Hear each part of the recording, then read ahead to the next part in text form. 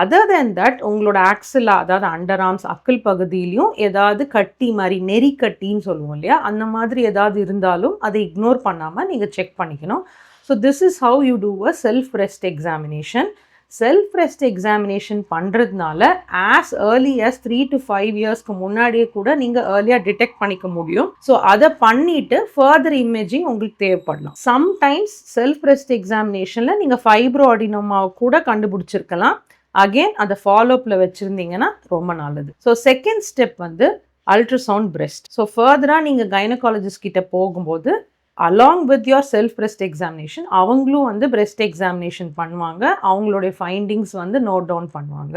And they will also recommend further imaging. So அல்ட்ராசவுண்டுங்கிறது வந்து பேசிக்காக இப்போ நம்ம ஸ்கேன் பண்ணுறோம் இல்லையா, வயருக்கு ஸ்கேன் பண்ணுறோம், அப்டமினல் ஸ்கேன், பெல்விக் ஸ்கேன் பண்ணுற மாதிரி பிரெஸ்ட்டுக்கும் ஒரு ஸ்கேன் பண்ணுவாங்க.